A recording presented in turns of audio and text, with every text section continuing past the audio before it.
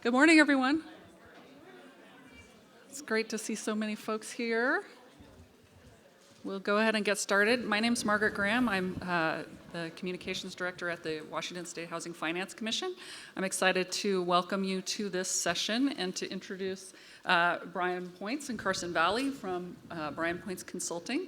They're a firm that's based in Moscow, Idaho, and has a real wealth of information and experience to share from their work doing housing strategies and assessments all over the country, but including many places here in Washington State, especially rural places like Okanogan County, Douglas County, San Juan County, et cetera. So I think we're going to find this really interesting. And I want to encourage you to use the Whova app to put questions in the Q&A.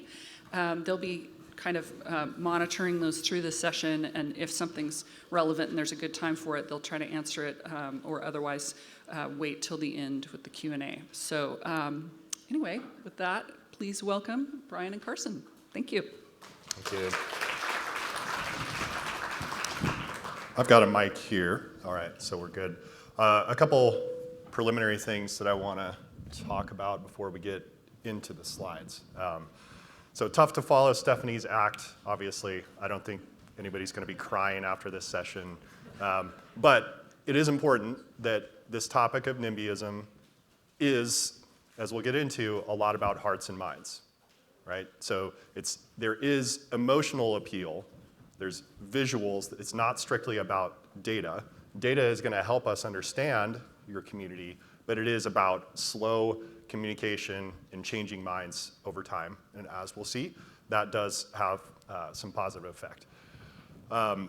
Also, Margaret mentioned this, but we're trying to use all the technology that they made available to us. So in the app for this session, there's 2 polls. The first one, we're just going to show the results live here in a couple of minutes. So we've had 20 or so people respond to it, but if you can get in there and go ahead and respond to that while I go over the first few slides, that would be helpful. And the second one, we'll see if we can publish some kind of word cloud or something at the end, which is just kind of a, hey, what did you learn during the session? Because I thought it would be kind of fun to see what happens through that. And you're not allowed to say nothing. Well, you can if that's really it, but that's not what's going to happen. So I'll get into the slides here. This is not going to be a commercial. We're not trying to get hired for any projects for your communities. Of course, we'd love to help you if that's relevant, but we're totally opening up our database, opening up our methodology, and just giving it away to you all. We want you to be able to the extent that you can, deploy these same tactics and methodologies in your own communities. So this is not to say, hey, look how great we are. This is just to say, we know what we're talking about. And I think, in particular, it's important that we don't just work in Washington, right? When we were talking about doing this session, that was one of the topics that came up. It's like, well, what lessons can you tell us about Washington? Well, some. We've done some work in Washington, but we work across the country. So that's actually really helpful for addressing any type of housing problem, especially NIMBYism, because we've seen every type of context. Every type of town size, every type of income level, every type of environment, every type of elevation, right? And that all matters because you learn when you get into those communities that people's preferences and the things that trigger them and make them upset are all very dependent upon that context. So here's a few examples, and we'll talk about a few kind of case studies as we go along here.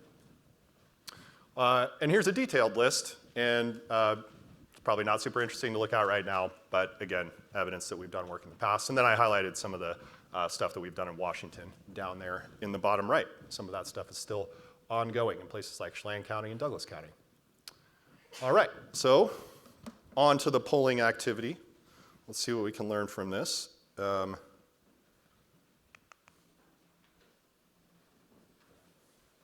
68 responses, view results. Share a poll results. We're learning as we go here, guys. It looks like I have to text it out. So can I get everybody's phone number real quick? All right. So I'll tell you the answers. Okay, so we had 22 people say zoning restrictions. We had 34 people say NIMBYism. They were paying attention to when they walked into the room. 36 said cost inflation. 11 said developers do not want to build affordable units. 19 said wages are too low. And 33 said not enough homes of any type are being built. And as a reminder, the question is, what are the biggest barriers for housing affordability in your community? So this is quite interesting. I would say if we did this same poll 5 years ago, how do you all think the results might have been different? I'll tell you one thing for sure. Zoning was not really part of the conversation very much until recently. NIMBYism would have shown up in there, but I think those two are cousins, right? So probably an increase in discussion about awareness of zoning, along with this increase in awareness of the people who actually enforce the zoning, which is not the Planning Commission, it's not the City Council. Who is it? The neighbors. People in the community, they're the ones that enforce it. All right, so good, that's helpful as a starting point. All right, so we're gonna talk a little bit about structure and markets here for a second. First off, because I'm an economist and that's how I look at things when I try to understand them. And I want you to be aware, as we go over these things, that every situation is determined by some kind of market factors. And when we're talking about housing, it's not just one market. There are multiple markets overlapping. There's the real estate market for single-family homes. There's the land market. Those are not exactly the same things. There's capital markets. That affects what investors choose to put their money in. It's not like, oh, I'm either going to do an apartment complex in this neighborhood or an apartment complex in this neighborhood. Those people could put money into stocks, into bonds, into crypto, into lots of other things, right? So they have other options. So all of those things have their own kind of unique supply and demand curves. The labor market. There's not as many people building, there's not as many people in the building trades as there was 20 and 30 years ago. So it's all determined by incentives. So this whole wreck of a housing situation that we have nationally is determined by market factors. And this particular gentleman, I think said it very well when he said that economics can be summarized as people responding to incentives, and the rest is just details. So here's some of the market conditions, small font here, so we won't go over all the details. And as you review that, I want you to reflect on some of these things. And you'll see things on this list that are like, I can't do anything about that. You may see some things on this list that you don't even agree with. That's okay.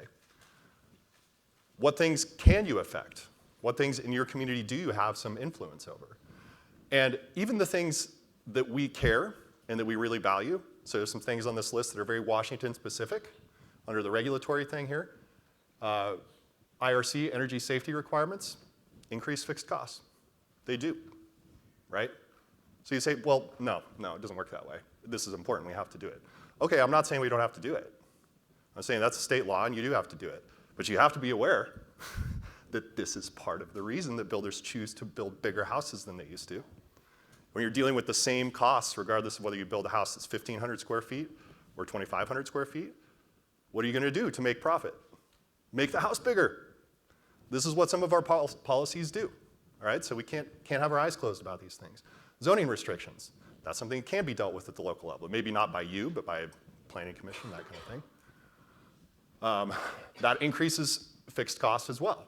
Things like minimum lot sizes, unit count limitations, ADU limitations, all the stuff, right? And what those developers have to go through to slog through that process for oftentimes discourages them from trying, right? So lots of other things you can see here. The national policy stuff, I'm not going to get into great detail on it, but basically there's a very predictable curve that we followed to get into this mess. And the federal government has done a lot of things to contribute to that by messing with interest rates, by giving people lots of incentives to be single-family homeowners, which is a great thing, not against it, but they have created a bubble, and the bubble has burst a couple of times, and then they keep recreating it. Incidentally, I'm picking on both the candidates, all right? So don't throw things. But Trump's trade wars has greatly increased the cost of materials. Harris has come up with a few propositions for things like national rent control, basically. We've tried that. It leads to less supply Because again, these people don't have to be landlords. They don't have to own apartment complexes. If you make it that difficult and that much of a regulatory burden, they're going to stop doing it. So supply of multifamily will actually go down, as well as quality and maintenance. All right. History lesson. This is a great book if you're nerdy like me and you're really into these kinds of topics. Fantastic story, really opened my eyes to the unique American context that we're in. So just zoom down here for a second and look at these stats. So this is from Sonia Hertz research of proportion of detached, and that word is important because it's not just single-family homes, detached single-family homes by country. The United States, that composes 64% of our housing inventory. In the UK, it's 27%. Why? I put France and the UK here in particular because these are countries that have some similarities to the US in terms of culture and history, a big kind of big countries with a blend of rural and urban areas, right? So there's a lot of similarities. Why is it so different? Because we made it that way. Because in America, we love these things. We've loved them since the beginning. We love detached single-family housing. We love green space and open space. If you go back to things that Thomas Jefferson said at the beginning of the country, he said, urbanicity creates rot, it creates contagion, it creates, it's just the worst thing imaginable. The forefathers of the country envisioned a country of low density single-family housing, and the policies that we've built are designed to get us toward that end. Desire for clear land use separations. Okay, we don't like in America any politician or anybody in government to have discretionary decision-making power because we don't trust them very much, right? This is baked into the cake. We're individualistic, we want policies. The Enlightenment told us that we need strict codes to follow. So more so than in Europe, we have industrial, commercial, residential, and those things shall not mix. That's uniquely American as well and contributes to this problem. And because of that, we have historically, this is starting to change because it has to, have historically been very suspicious about things like CUPs, PUDs, form-based code, et cetera. Basically, these are all different forms of putting some discretionary power into local government and making it more of a conversation between the developer and the community about what they're going to do. And then obviously, tax code wants you to be a homeowner, right? So you get unique advantages. You get to write off things that you wouldn't get to write off if you're a renter. So that's how we got to where we're at. And I'm not saying this, it is interesting, but it's not just that it's interesting. The point here is that if we want to see changes, we need to be aware of this because we can't just say, we're just going to make people think different, right? Again, economics is all about incentives. The rest is just commentary. So we got here because of these things. Any resolutions that we have are going to have to work within this framework. And you can nudge, you can change, you can alter opinions, tastes and preferences can change, but you're not going to fundamentally change these things in a short period of time. All right, so who's to blame? Ultimately, these are vast generalities. I know this isn't the case for everybody, but this is what happens when we go into communities and we start talking about housing costs, and it's the blame game. It's Spider-Man versus Spider-Man, right? I can't do anything about it. It's just that developers are greedy. They only want to build, high-income houses. Oh, it's the government's fault. State government, federal government, local government, right? Everybody's pointing the finger at everybody else. That is not true, and it is true at the same time, because it is everybody's problem. And if we're going to actually see some level of change, you do have to take it seriously and say, from this list, what can we do? What things does it make sense to appeal to state level and say, hey, things like the Growth Management Act are actually really increasing housing costs in the state? Maybe we need to alter that a little bit. I know that's not easy, but it's true. I'm telling you guys, it's true. Basically, it's a supply restriction, which increased cost. All right, so moving on. So this should be, I hope, a little bit of an encouraging message here. We are not dealing with a monolithic system. So I've talked all about this, like how did we get here, policies, overlapping frameworks, all this kind of stuff. But it's changed a lot. So look at this. In 1978, an average lot was about 0.43 acres, and an average home size was 1,500 square feet. In 2020, the lot size has greatly decreased, and the home size is greatly increased. So by quite a bit. Now, the reasons for that are tastes and preferences. People don't generally are wanting a little bit less lawn. And developers, because of all these fixed costs and because of the materials costs and all this kind of stuff, it just makes sense to build bigger. It's harder to justify the case for building smaller. Plus, a whole lot of new instantiation of zoning code and all the setbacks and height requirements and all those things have just kind of tightened up over the years, right? So it's changed that much in 30 years. Now that everybody in the country, you pick up the newspaper, any weekend, you're going to see articles about housing, right? Everybody's talking about this. What's it going to be like in 30 years? It can completely change in 30 years if we make the right steps to do that. All right, so on to the NIMBYism topic. I think everybody knows what this is, but basically it means not in my backyard, right? And as you all have indicated through these votes, it is a big deal in most of the communities that you're in.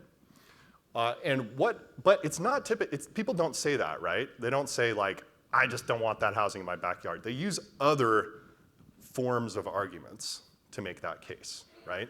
They use, what things do they use? What have you guys heard? Crime, character, suitability of the neighborhood, traffic, that's a big one. What's that? Property values. Has anybody ever proven, when's the last time that somebody has proven that multifamily housing decreases single family housing in adjoining neighborhoods? I haven't seen it done recently. There are people who have done it, and this part of the problem here is that this is the same type of mentality going back to Euclid versus whoever it was back in the 1930s, right? When people think of multifamily, they think of a tenement building or something like that, right? These hideous, gross, a lot of this HUD housing that was maybe built in like the 30s, 40s, 70s, that kind of thing. That's not really what it looks like. That's definitely not what it looks like when you're talking about triplexes, cottage housing, ADUs, that kind of thing. But these are all new terms to people. They've never heard of those things. They've never seen those things. They have a black and white view of it's a tenement building or it's a single family house. There's nothing in between, right? So that's part of the task, right? You got to educate them of what these things actually are. What are the things that we've heard? This is one of the most interesting ones. The school marching band in Oklahoma. People did not want any more housing development because they were concerned it would water down the marching band for the school. I kid you not. What's that? It was nationally recognized. It was a nationally recognized marching band. They were very, very good. Yeah. So you guys have heard all these things. So it's be aware, right? Well, they're not going to just come right out and say, "Not my backyard." They're going to find something. You're going to find some environmental reason. That's a big one too, right? Marshlands, wetlands, trees, birds, squirrels, whatever. Am I saying we don't care about those things? Absolutely not. But do they care about them, or are they just using it as a totem to get their way? All right, externalities. A little bit of economics lesson, I suppose. An externality is a legitimate thing in economics where a factor that in the market is not paid for by the person who created the externality, right?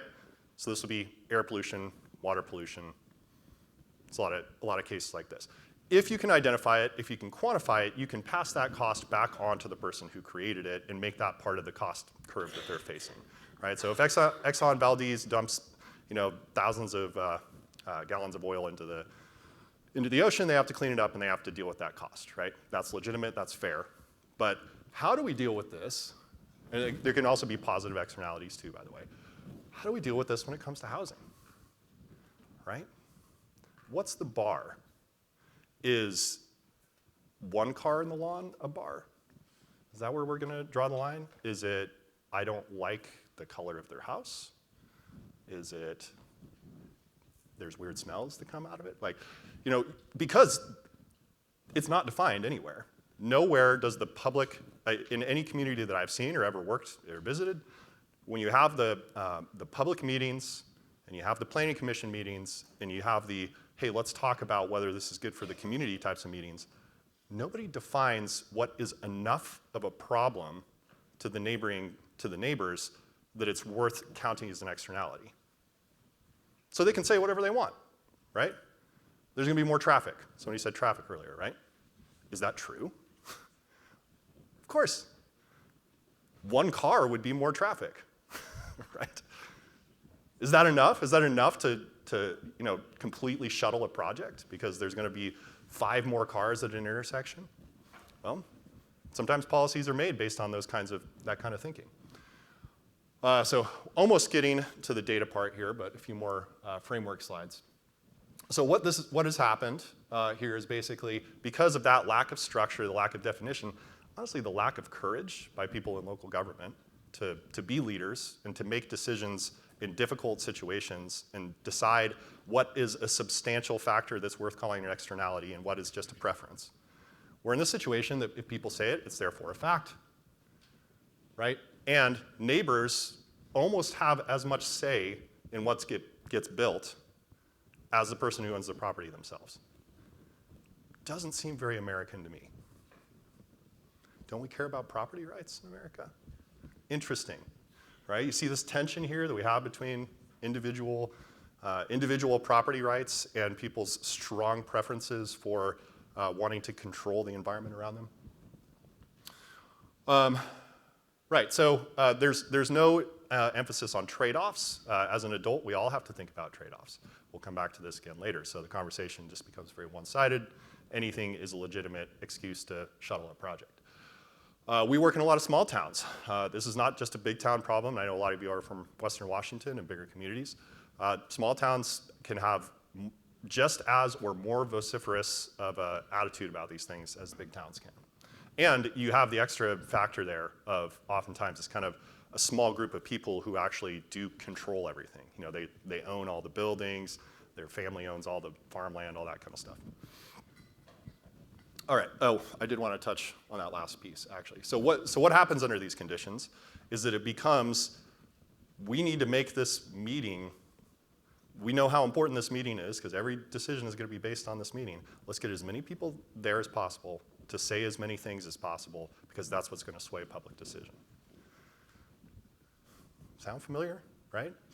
That's what happens, because that's the process that we've built. It doesn't make a lot of sense. So as we transition here soon to getting into Carson's section of the slides, where he's going to talk about our surveys and our data and that kind of thing, the reason this matters is that you need a better way to understand your community members than just basing it on the people who show up at the meeting. So we are oftentimes confusing volume with volume. What do I mean by that? Volume is the noise that people generate at the public meetings. That's the first type of volume. The second type of volume is actual head counts, right? So you're confusing the loudness with which a certain small group of people communicate with pervading public opinion, which is difficult to get because those people don't come to the meetings. But the average rank and file citizen feels a lot less strongly about it than the people who do show up at the meetings. So don't confuse volume with volume. All right, so here's the thing. So beyond just looking at the surface level of like, yeah, the NIMBYs are shutting this thing down and we never have a chance of getting any more density or getting any type of different housing diversity within our community. Well, here's some of the things that you need to start investigating if you want to be able to make progress on that. This is getting, starting to peel back the NIMBYism onion a bit to figure out what's causing it and what options do you actually have for addressing it in your community. How much municipal trust is there? This varies a lot. All these things on this list, we put them on the list because when we reflect on all these projects we've done, it's amazing how different it is from place to place. Some people have there's actually a good relationship between the public and the elected officials. And sometimes it's completely toxic. But if you got a good relationship, if there's some trust there, you can go a long way. Do the builders trust the system, or do they think it's garbage? And we got to be humble about this, because I've seen some terrible zoning code. Terrible. It basically might as well just say in capital letters, come ask me if you can do it or not. Is that a situation that any builder wants to? No, that's terrible. You can't expect good results under that situation. How do they envision themselves in the future? Are they a bedroom community? Do they want to be an economic hub? Do they want to start to see a few more amenities but basically keep their same identity? All right, well, you're going to have to craft that particular vision for your future based on that. Do they think of local government as us or them? How much tolerance for density? This is a big one. They may not like just this concept of multifamily, but when you start asking them about some of the things in the middle, they might be okay with it, or they might be okay with it in particular areas, right? So it's a different question to ask them, hey, are you okay with blank, right? Fill in the blank, let's say duplexes in this case. If you structure the question that way, it's very black and white, because it's, oh, yes, which means therefore you're going to allow it everywhere, or no, meaning I don't like that and I don't want to see it anywhere. Well, shouldn't there be something in the middle there, right? Shouldn't we actually be structuring those questions based on existing zoning code, based on the neighborhoods that we have, based on how urbanicity is kind of spreading out through the community? All right, so here's some of the things that we want you to think about, and as we transition to Carson talking about some data. Who is this weird guy that's just standing over here with Brian? Well, Brian likes to talk the talk. He says we know what we're talking about, and so I'm going to walk the walk. I'll show you we know what we're talking about. So one of the unique tools that we use to diagnose NIMBYism in the communities that we work in is this thing called the housing ladder. And so the housing ladder is really, when you have a functional ladder, you have a healthy housing ecosystem. You have young people who live at home with their parents. You also have apartments available for people to move out in. They go to college, they want to live in an apartment. Maybe they don't go to college, maybe it's community college, they're paying for themselves, they want to live in an apartment. And then those people may graduate college, they need a starter home. They get married, they need a starter home to start their family. And then they move up. Maybe their family grows by one or two, they need a new home. And maybe along the way, someone starts earning more income and they get to the top of this ladder and they get to the low density single family home. So a lot of people from my experience, NIMBYs get to the top of this ladder and they say, I got mine. It's something I heard yesterday. I got mine, and that's all they need. Who cares about these multifamily developments? Who cares about more density? I don't want more traffic. I don't want my nationally recognized school marching band to decline, right? In my experience, I'm from Spokane. I'm a local. I live in an apartment right now. I just graduated college in May, and looking at these steps here, I think we're more in this broken housing ladder. There aren't as many starter homes. There aren't as many move-up homes. There are a lot of low-density single-family homes, though, and to be honest, even in 3 to 5 years, I probably still won't be able to afford a single-family home. So those are some of the things that we're dealing with in this community today, and I assume it's a lot worse in some of the communities that you guys are from as well. So another one of the tools that we use a lot are surveys. And so this is an example here of one of the flyers that we put up in Broken Arrow, Oklahoma. Now, surveys can be used as an educational tool and a research tool to diagnose NIMBYism. What do people actually want? What are their preferences? And so using these surveys, we get past that knee-jerk response layer. You know, do you want more housing in your community? Oh, no, of course not. Why would we want that? Well, instead of talking about just that, instead of just do they want more housing, what kinds of housing might they be okay with? I mean, all solutions need to be on the table. More housing, it might be a step down from low-density single-family homes. It might be duplexes. It might be triplexes instead of apartments, but that's a step in the right direction. All things need to be on the table. And then not even just do they like certain kinds of housing, but also we've posed the question in many communities, Broken Arrow being one of them, where would you be okay with more housing being developed? Specifically, middle-density housing. And some of that, we include apartments in that as the highest density version there. And so what we've seen is if you drive enough interest to get 95 to 99% confidence interval, you will be surprised by the differences that you see in the responses compared to the same 5 people that show up to those planning commission meetings and are screaming and yelling, "Not in my backyard." So just a little brief detour here on some of the specific surveys. We've done many studies across the country, as Brian said. Woodland Park, Colorado is one of them, bedroom community of Colorado Springs and not too far away from Denver. Broken Arrow, Oklahoma, bedroom community of Tulsa, literally right outside. They are in Tulsa County as well as Wagner County, Oklahoma. Frankfort, Kentucky, and Ketchikan, Alaska. That's probably one of the farthest projects we've had away from where we're based. And so some of the things that I'll point out here is we have a lot of total responses, Broken Arrow being our highest total response, and Ketchikan, Alaska being our highest response rate. 10% of the adult population in Ketchikan at the time that we took the survey responded to our housing survey. So this is some of the stats to back up that we say we know what we're doing. We know that this survey is representative of the people that live there. And so another step in the right direction of decomposing NIMBYism is asking what type of housing that people would be most amenable to in largely low-density single-family neighborhoods. Would they be okay with large lot single-family homes in single-family areas, of course? Moderately sized single-family, duplexes, triplexes, even townhomes, cottage, tiny home, villages, and so on, to get more of a gauge of if they're okay with more housing, what kind of housing, and where exactly might they be okay with that being built. And so also in our surveys, do not assume that people taking the survey know what that thing is. I know most of you here could probably tell me what an ADU is, but Jim in Woodland Park, Colorado has never heard of that in his life. So you need to show them pictures. You got attached and detached ADUs. What's that gonna help with? That's gonna help with people that are moving on the backside of the housing ladder. They are downsizing or they wanna move in with family when they're older.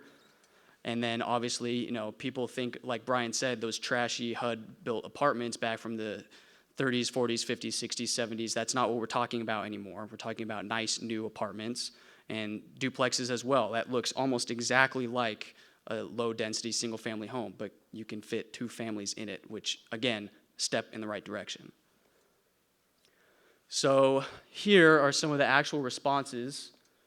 Would you like to see your community's housing stock grow?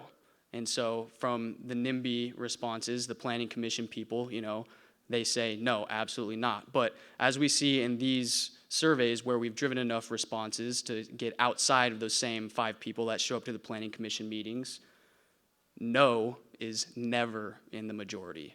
Yes, in some way, shape, or form, in our experience, is always in the majority. Maybe it's yes, they want more single-family homes. Maybe it's yes, they want more middle density. Maybe it's yes, they want more single-family. But all of those together, communities are mostly in favor of increased housing. And so then we kind of get to peeling the layer back one more time. Are people okay with the local government stepping in and regulating the housing market? And maybe how should they be okay with doing that? And as we can see here from these 3 communities, Broken Arrow, Woodland Park, and Franklin County, Kentucky, should take a hands-off approach is also never in the majority.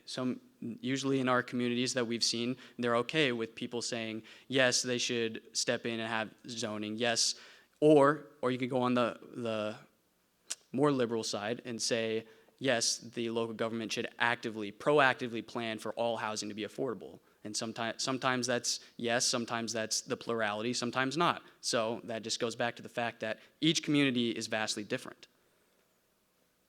And so this question has taken different shapes across our various surveys, and here's another one. This is how we did it in Ketchikan, Alaska, and then this is also the Tri-Cities Consortium in Illinois.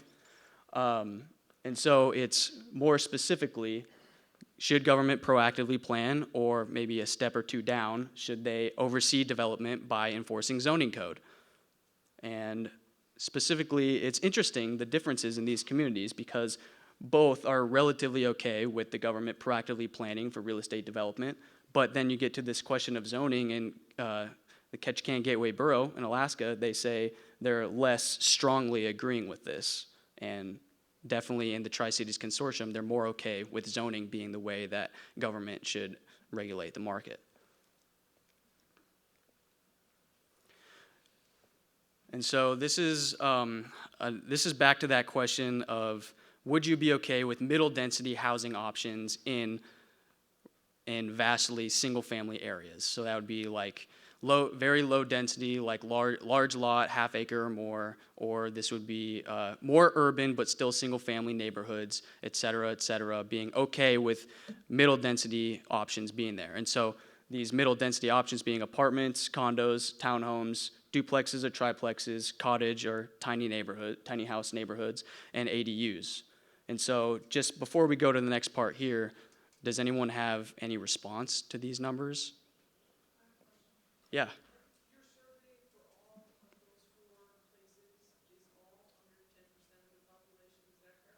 So the question was the response rate for all of these communities that we've been in. The response rate is below 10% for all of them. For three of the 4 or 5 that we showed, the response rates are below 5%, and in Ketchikan, Alaska, it was 10%. But by margin of error and confidence intervals, you can say that this is a representative sample of the community. I'll talk about that for a second too, because that is something that comes up a lot. And this is what statistics is for. All right, it's too costly, it's too time consuming, it's too unrealistic to think that we're going to get 50% of the people in the community to respond to a survey or give their input on something. It's never going to happen unless you're the Census Bureau, and we obviously, there's a reason they do it every 10 years, right? So we're just following the math, right? If we get enough of a rate, if we get enough people to respond, then we can say that we have a certain percentage likelihood that we're confident in, which is usually either 99 or 95, and then there's a margin of error. So if we get one of the questions, let's say it's this, 37% here. If there's a 3% margin of error, that means it may not be 37% for all people, but it's somewhere between 34% and 40%, which is pretty darn good, right? You got to do everything within a timeline, within a budget, so that's how that works.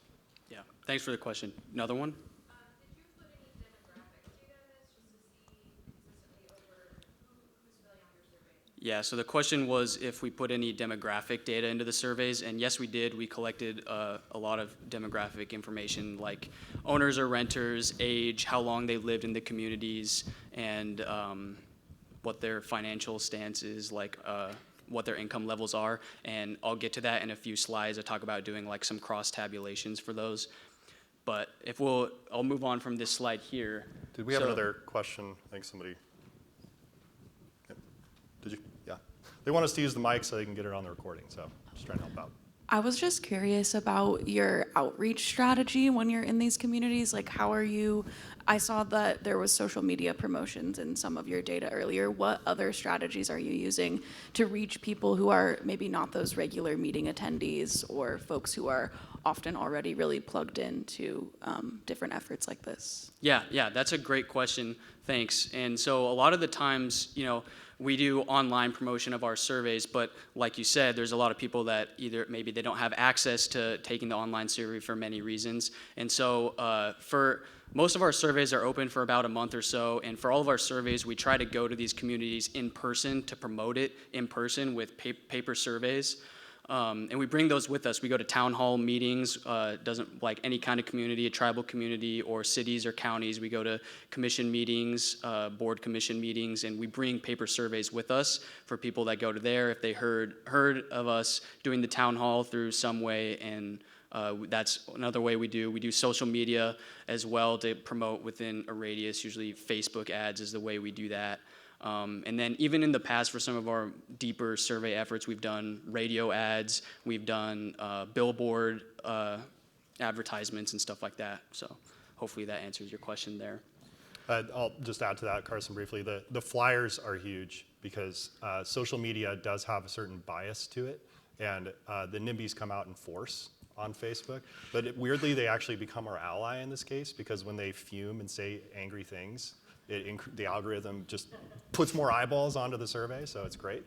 But when we print out those flyers, like the one that Carson showed a minute ago for Broken Arrow, I think we passed out 800 of those or something like that, and it went into every library, every swimming pool, every coffee shop, and that's why we got a really good response rate in that case. So it takes extra work, but it's worth it. Yeah. Did you have a question? Oh, okay. Sorry.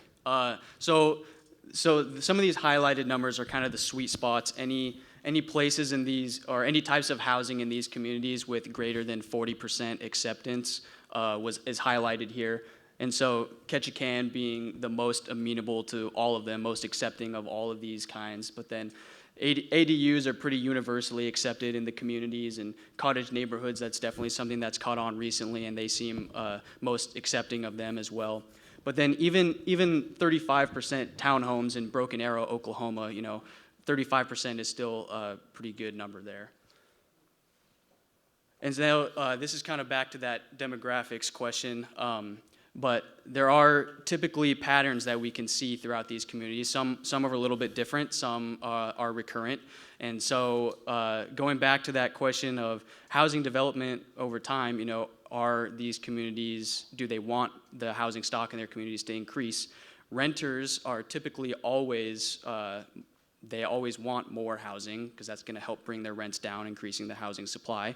But also in Broken Arrow is interesting, even renters specifically said yes, more than the average respondent, yes, they would want more single-family homes available. And so that could be a play for, I want more single-family homes to bring the pricing down so I can get out of this apartment. That's one way. And then also in Broken Arrow, people aged 35 to 55 were the most against more housing development in their communities, which was interesting. And then actually the oldest people in this community, people that responded age 55 plus, were more in favor, as a matter of fact. And then kind of back to purchasing and rental costs of housing. 42% of respondents, both for purchasing and renting, felt that it was expensive to either purchase a home, and this is respondents in general for the survey. 42% said that purchasing a home was expensive and renting a home was expensive. But renters specifically felt way more that it's out of their reach, way too expensive. For purchasing a house, 81% of renters that responded to the survey said it was too expensive. And for renting, it was a little bit lower, 73%, but that's still a big difference between renters and home buyers. And so in Woodland Park, also, renters were more in favor of increasing the housing supply. But then in Woodland Park, people aged, 44 to 54, and people that were aged 65 plus were less in favor of increased housing. But also in terms of purchasing, everyone in Woodland Park felt it was too expensive or very expensive to purchase or rent. And then so kind of after some of that data for the surveys, we'll get into some of these case studies. And so for San Juan County, this is the southeasternmost county in Utah. And we didn't do a survey for this one, it wasn't in the budget, but we went there several times to talk to people. And some of the unique conditions around San Juan County is that they are the only county in Utah with persistent poverty. So that's 25% of the population in poverty for 30 years or more. And that's still the case today. And kind of going off that, about a quarter of San Juan County overlaps with Navajo Nation, which is the largest native reservation in the United States and the largest by population as well. And so when you get into the census tract details, those in the native communities, census tracts are seeing poverty rates of over 40%, which is what's driving the persistent poverty here. But the problem is that the county gets money from the state, but then that money does not trickle down. And so there's also multiple levels of NIMBYism here as well. People in the northern part of the county, in Monticello and Blanding, they don't want to build affordable housing because they're afraid that some low-income Navajo may move in. And there's more to that there as well, but that's one of the reasons they don't want to build multifamily. And people in Monticello specifically, they don't want any new people to move in, which is interesting. But then you would see that the Navajo having the higher rates of poverty and really pushing that forward in the county, there's a big effort in NIMBYism there as well through their home site lease, which is how they home own basically, and they get these large 1 acre parcels, and sometimes they get more than that for grazing, and then they say, I don't want any more, even my people, to build a house here. you can't build it here on my property, and you have to get the acceptance of everyone in the area basically to get your new home site lease, and that's a huge issue down there, driving a decrease in or a stagnation of the housing supply as well. All right, I think I'm taking back over. I was just checking on the comments and the questions that were coming in, and since we are kind of running long, I don't know whether we'll have time for them, but if we don't have time, we'll make sure to respond to those in the chat later, so keep an eye out for that. And I'm gonna move through the rest of these case studies pretty quickly because we are short on time, and I need to refer to my notes, so I'm sure to hit on the right high points for these particular situations. So here's Broken Arrow. We've talked about this location a few times. One of the things that was interesting in this case, this talk is all about understanding your community, finding your allies, finding the right pathways, right? Community members that have been there who left Tulsa 5 to 10 years ago are the strongest NIMBYs in the community, more so than the people who've lived there for 25 years, right? So they're actually people that tend to be like 35 to 55 and who have, 20, 30, 50% higher than average median income. But now we know who they are, right? Then they're not everybody. So that was helpful. Also, this is a case where the city could really point to past successes because they had an awesome downtown that was an urban renewal project that they did 25 years ago and nobody wanted them to do, right? All the neighbors were against it. But what they can do now is say, do you remember when we built the Rose District 25 years ago and how much everybody likes that now and how much income and how much velocity that brings to our community? This is what planning can do for you if it's done correctly. So a few lessons there. Woodland Park, this is probably the most NIMBY community that we've ever worked in. Among other interesting things, they hate short-term rentals. They're more aggressive than San Francisco on short-term rentals in a community that's extremely rural and extremely red. So that's super interesting. Water rights. Okay, we talked about what are some of the things that people grab onto. In this case, it was water rights, right? Well, we can't build because we don't have enough water.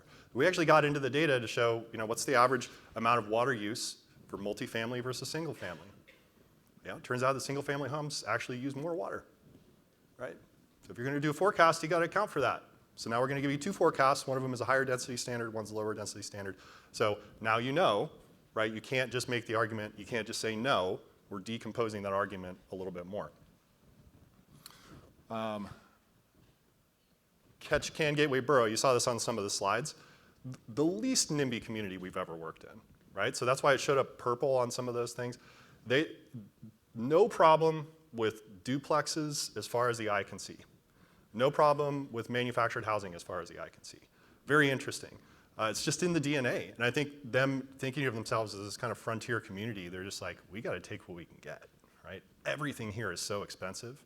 So that city actually has a lot of tools. And they also, the borough, which is kind of like a county, and they actually have a lot of land to dispose of too. So we help them kind of figure out, all right, so what kind of policies do you need to put in place if you're going to use this land for housing development to ensure that you're getting the right blend of units as they're built.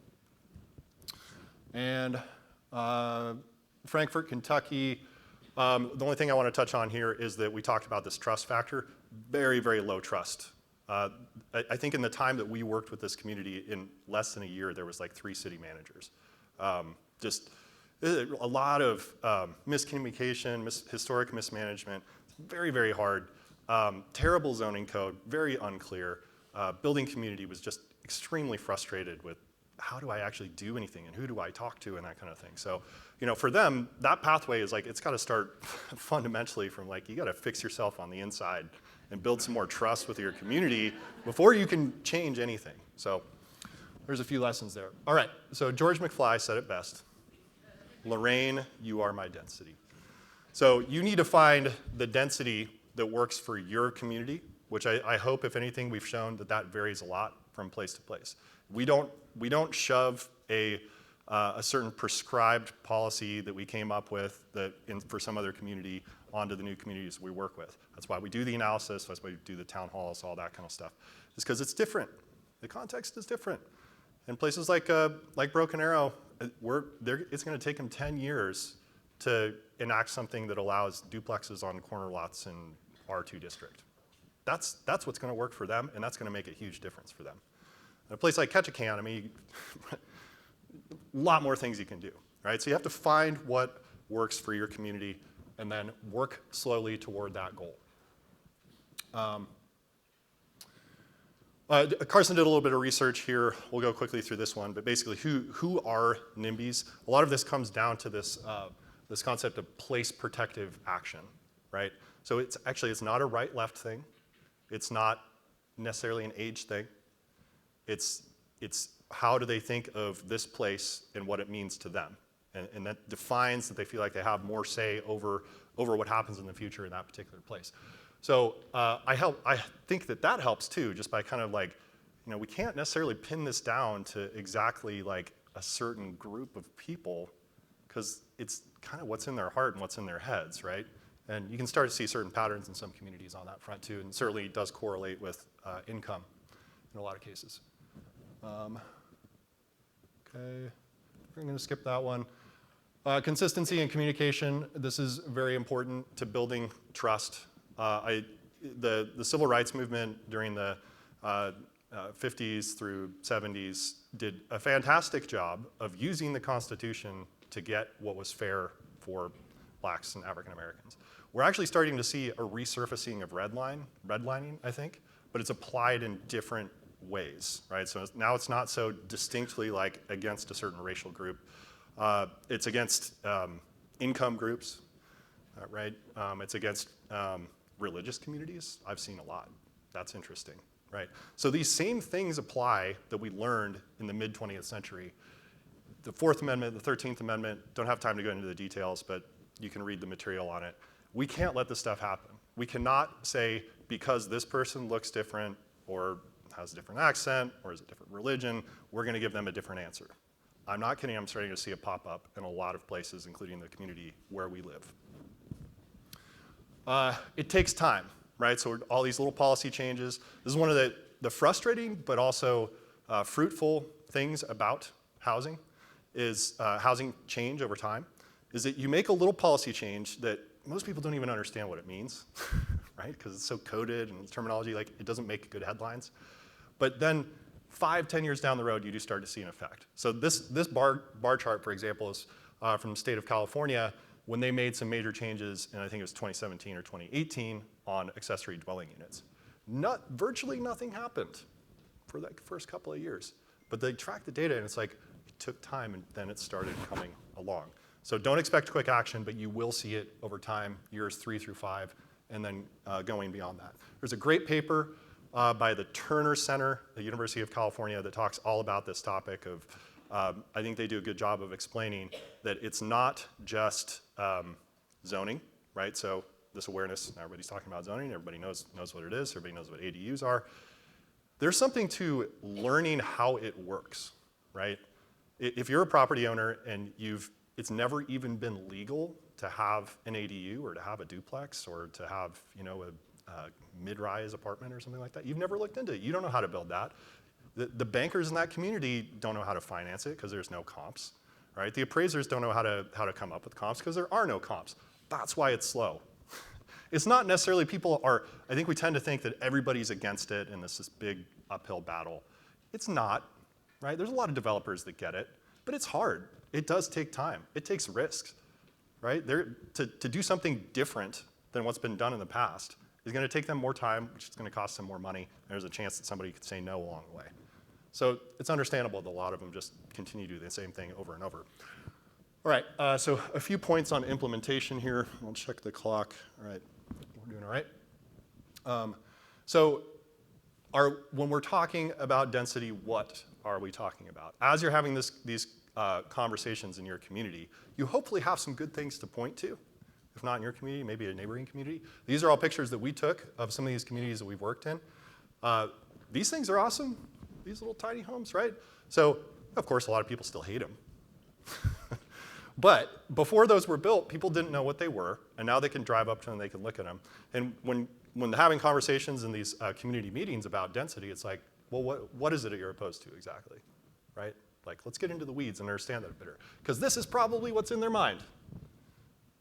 That's what's in their mind, which is probably not what you're talking about in your community. Yeah, Steve Carell to the rescue for a few laughs. Okay, this is just kind of a putting in practice for ourselves personally and also being aware of how it affects people. This kind of snobbiness, I suppose. So fill in the blank for your community, right? Oh no, those places? No way we want more of those. Those are so blank. What is it? Ugly, tight, dense, too many cars parked, on the off street. Brown, I've heard that. They're too brown. Okay. Right, so that kind of pickiness, you need to get people to open up a little. It's like, well, is that just your preference? Right? Like, because your preferences don't dictate public policy. Sorry. Right? If it's a legitimate externality, if it's actually going to cause a nuisance and a pain to a large number of people, if there's going to be 500 new cars on the road, these are legitimate things to talk about. But the leaders in our communities need to understand that if we're talking about 3 new cars for 2 brown duplexes in your neighborhood, that doesn't warrant saying no. Okay, was there, right, so lastly, I think it's the last slide, it takes time and it takes multiple efforts, right? This is something we're still learning how to do, because oftentimes we do these big complicated studies and come up with results and implementation plans and stuff like that, and then we leave the scene, right? Because we got paid to do a job, and we love the communities, and we check in with them, but we're not there day to day, right? The job it's going to take years. It's going to take like so many. We get, the response rate thing was mentioned. Maybe 6,000 people saw the survey out of a community of 100,000 people. Like, it's not like there's a lot of those people out there in the middle who don't have a problem with middle density, but they don't know what it is. It's an educational campaign. It takes time. All right, so you can go ahead and fill in that last question, because it'll be interesting to see what everybody says about that. And since I can't share it on the app, I guess I will show it to you on my phone when we talk later. Can we do some questions? Yeah, let's go through questions. You want to take us through that? There's, excuse me, a couple questions in here that I would like to address, and then I can give Brian a shot too if he wants to talk. So one question we have is, your housing ladders imply that community members follow a typical life path. How can NIMBYs become more accepting of those who don't follow a typical life path and will rely on tools like permanent supportive housing, who experience poverty, family challenges, homelessness, and health issues? Thank you for this question. This is a good criticism of our housing ladder. It doesn't apply to everyone. And the thing that I would hit back at here is using the surveys as that educational tool. Yes, it's for research to drive interest and response and see like what kinds of housing people would be okay with. But like I said earlier, showing them the pictures, assuming people don't know what that ADU is or what that apartment complex is going to look like. I think that's the best way. And for NIMBYs, it's gonna be community specific. They're not going to be accepting always of all kinds of housing to help people that need permanent supportive housing, but using the survey as that educational tool is definitely a step in the right direction, showing them what it would look like so that they might be more accepting of those people that don't have that typical life path. Do you have anything else there? No. You stated rent stabilization policies suppress multifamily development. I have not seen any data that this is the case. Do you have an example or a study around the issue? Thanks. I love this question. From an economics background, I will beat the dead horse all day long. Rent stabilization is never the answer. Housing is a supply side problem, and I'll talk about this. I have seen data. Firstly, from an article I read, this is not based in the United States, but I think it was Switzerland. They used across the board rent stabilization policies, and instead of rent staying low, housing costs skyrocketed, like upwards of 40% in 5 years, because no new housing was being built.